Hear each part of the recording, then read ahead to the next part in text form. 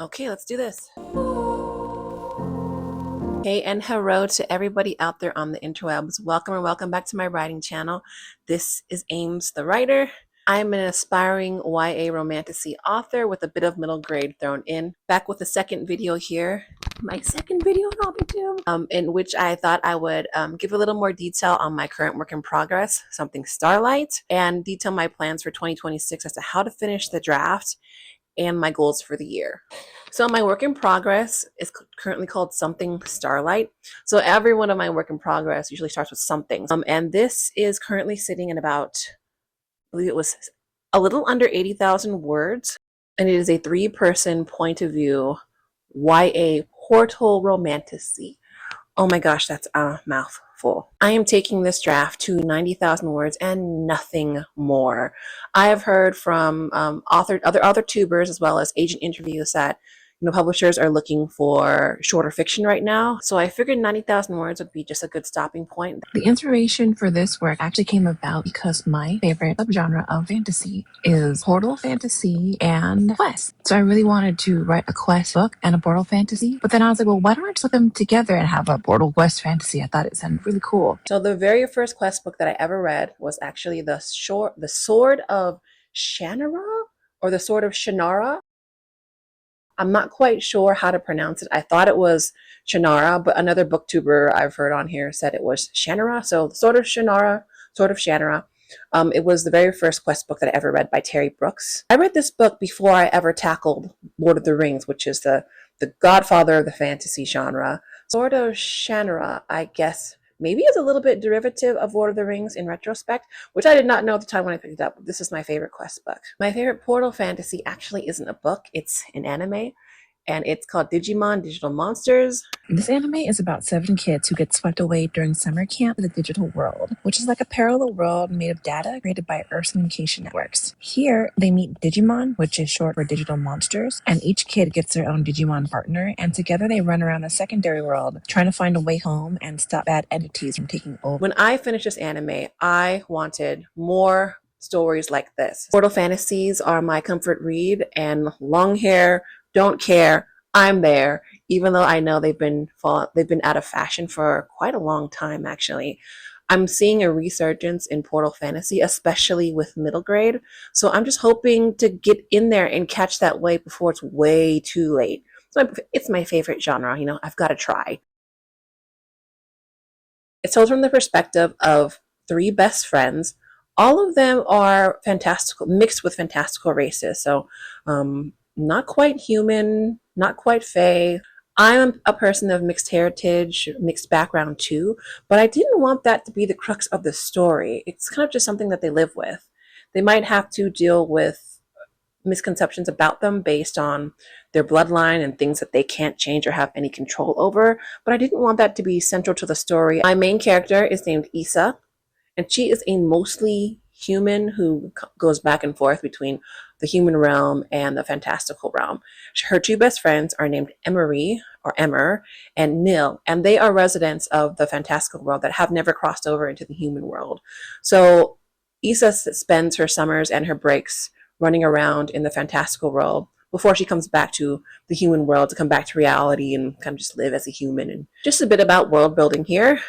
The secondary world is ruled by a fae queen, and the fae courts do exist and they interact with the world, but this isn't exclusively fae. This world's got elves, dwarves, orcs, gremlins, and dragons are actually considered quite evil in this world.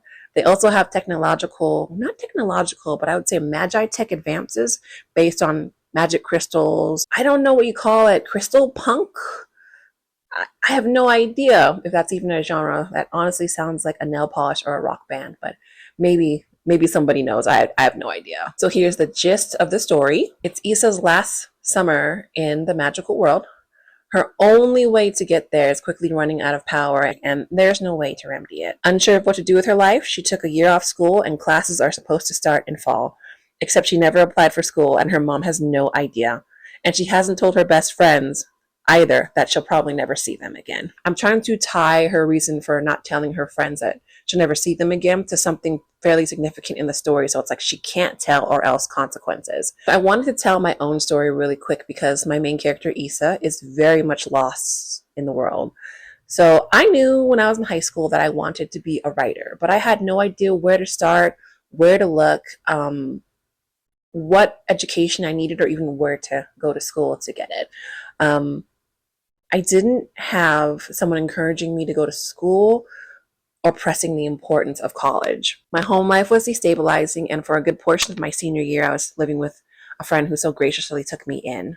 I remember feeling very lost and very sad for a very long time, working dead end jobs until I finally decided to go into a medical trade program because it was free at the time. And I figured that, hey, I could go to school, get my certification, get my training, and then I could just write part time or go to school part time, right? Sounds like a good deal. Except I found out that if your parents have not filed their taxes, which my mom did not do and would not do so for many years for whatever her reasons were, you can't apply for financial aid or for loans. So what I would have to do is actually pay for my education completely out of pocket. And when you have rent and other expenses, it's just not possible. I'm so glad now that there are so many resources out there in the world for anybody who wants to become an author, and that you don't necessarily need to go to school to do it. All is well now. I've been in the medical trades for a very long time. Specifically, I've been in the healthcare administration field, and I would actually recommend this career path for anybody who wants to write part-time but also needs to make, a fairly good wage. I would highly recommend the healthcare administration field. And maybe that's something I should do a video about, because I don't know that a lot of people know about it as a career choice. And you don't actually need to go to college. I do have a degree now. I got one in 2023, but you don't need a degree. You just need to go through a training course and get a certification. Should I make a video about it? So the feeling of being adrift in life with no anchor is a really strange nostalgia. And it's something that's been really therapeutic to give that to my main character. I guess I'm giving her a bit of my old trauma, so I'm sorry, Issa. Okay, that's enough about me. Here's just a bit more about the storyline for Something Starlight. I'm reading this off, so if you see me looking down, it's because I want to get it right. Okay. During a botched spell to divine the future, as one often does, Issa and her friends end up as marked. Marked are the Queen's chosen servants, but the chosen are linked telepathically and they can't be apart from each other for too long or else they die. These are individuals who are sent up by the Queen to do dangerous tasks. Issa's the heart of the group, Nil is the mind of the group, and Emmer is the fire of the group. She's the fighter.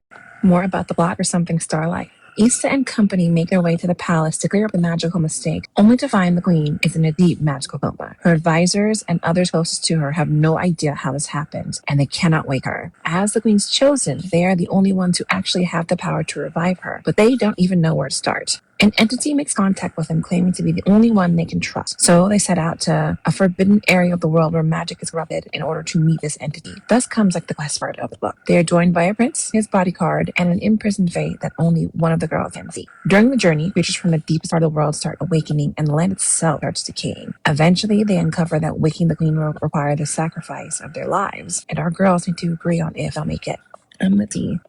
Emmer is the honorable character and my fighter who believes in sacrificing her life for the greater good. Nil is my burgeoning magic user and sort of a chauffeur who has to figure out what she wants, not to just agree with others to keep the peace. Meanwhile, my main character again, Issa, who serves as the heart of the group, is indecisive and just hoping for a miracle. She has this unshakable belief that things will work out, but she's going to be forced into some tough decisions. I think that's what good storytelling is about, at least for me, is putting characters in tough situations and watching them find the way out, or challenging yourself to write them out of sticky situations. Each of our girls encounters a love interest along the way, and my hope is that the reader gets to experience a different type of romantic trope with each of them. Issa's is a first love, bittersweet, sweet trope, kind of summer love as well. Nil's is a darker romance. I don't have a lot of experience with this trope. I just know that I'm somebody that in my life kind of went through a bad relationship, so I'm kind of giving her a bit of that trauma. I'm sorry, Neil. So sorry. And for Emmer, her trope is not quite enemies to lovers, but reluctant allies to lovers. Their love affairs shake them up and make them question their decisions as well as what they want for the future. in particular with Issa, she's kind of struggling with, could I just stay in the secondary world, or do I go back home to my mother? The thing is though, if she stays, there's going to be no way to return. So she'd have to leave her mother behind completely. And then if she stayed in the Fae world or in the secondary world, she'd never be able to go back to her human world. So it's essentially coming down to a pretty tough choice for her. And again, in YA fashion, she hasn't told her friends at all that she's going through this for reasons. So some non-romantic tropes that I'm tackling: found family, high stakes magical cost, friendship and sacrifice, and accidental chosen one. To complete this quest, it's absolutely gonna come down to them giving up their lives. So one of the big thematic questions that has risen as I have been writing is, what do you do when you disagree on a fundamental level with somebody you love about something? Can you overcome it? Do you find common ground? And how do your relationships change in light of the disagreement? Everyone, I have tried to record this video 4 times. The very first time, I had no audio, and I didn't know that until I went back to go and edit the video. No audio whatsoever. The second time, I thought my microphone was dying, so I had to put it down, but was unable to come back and record a video. And the third time, I was displaced out of my house because we found a leak in our kitchen, and we had to call in somebody to completely gut the kitchen, clean up the mold, and install fans, like industrial size fans, to clear out the moisture. I'll insert a picture here. It kind of looks like something from, I don't know, Stranger Things. They put up like a containment field and everything. And this is my 4th attempt.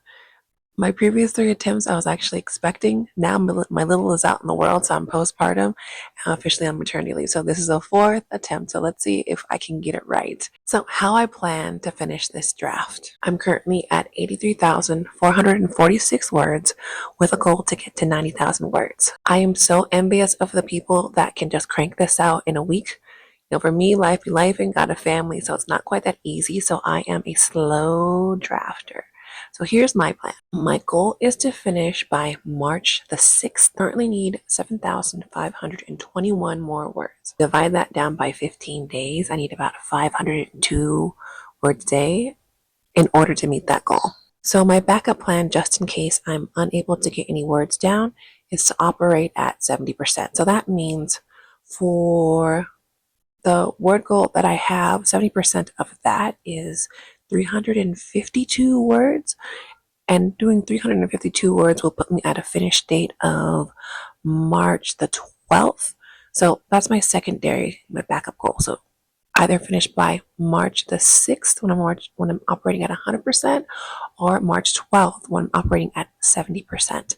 And that'll get me to 90,000 words, and I will be done. My goal was to let the first draft sit for about a month before I come in and do any second drafting. But the issue with that is that I'm off until about May the 4th or May the 9th. So letting a draft sit for a whole entire month and getting nothing done is not a good idea. So I'm thinking I'll let it sit for about 2 weeks, and then I will start on the second drafting process, which I know is going to be the most intense process of all. I know I've got some hanging plot lines that I just forgot about, and I want to go back and make sure the character arcs work for each character that I have planned out, and iron out any other story structure or plot line inefficiencies or deficiencies that I might find. Before life be life and I had all these disasters hit. Of course, my kid's not a disaster, but before I had all these kind of like unexpected things hit in my life, my aim was to set quarterly goals.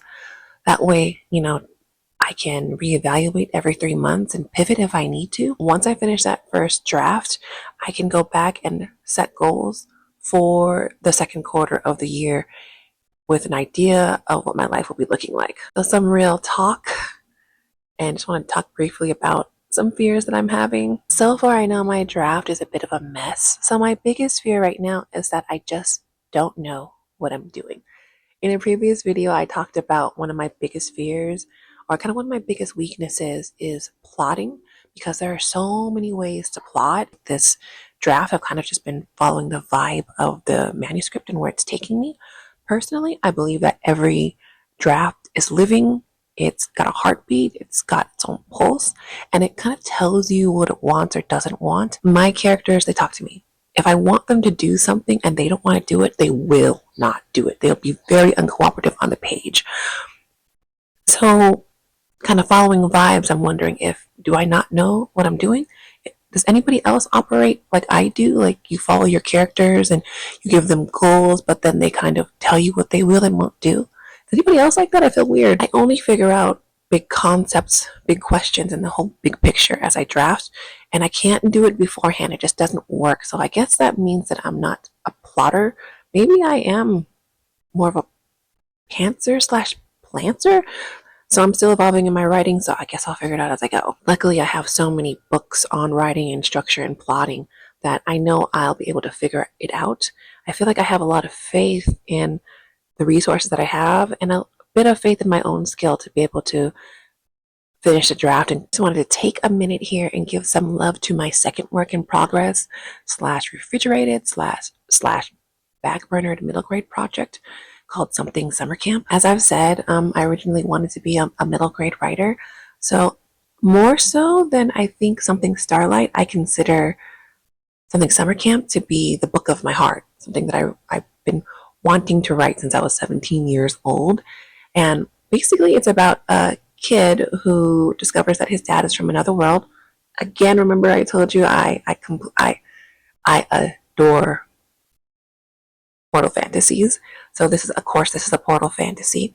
A kid discovers that his dad is from another world when he goes missing in front of his eyes in a flash of blue light. He has to go attend a summer camp slash contest in the other world to become a knight of the other realm. He discovers that his dad was previously a knight, and the only way to figure out what happened to him is to learn about his particular past and the world that he actually came from. I'm so excited about Something Summer Camp, but it's just been backburned because the middle grade market is growing and changing, and it's just a bit funny right now. Thank you so much for sticking it out with me through this video. If you're on your own writing journey, consider subscribing or leaving a comment. I love meeting new writers, and I want to cheer you on along the way in your own writing journey. So, question for the video here. Have you ever had somebody in your life that you fundamentally disagreed with? Did you find common ground? Did your relationship change? I'm really curious. And if you were a lost teenager like I was, how did you find your way? And if you feel comfortable sharing, I'd love to know what industry you actually ended up in. Thank you so much for watching, and I'll see you in the next one.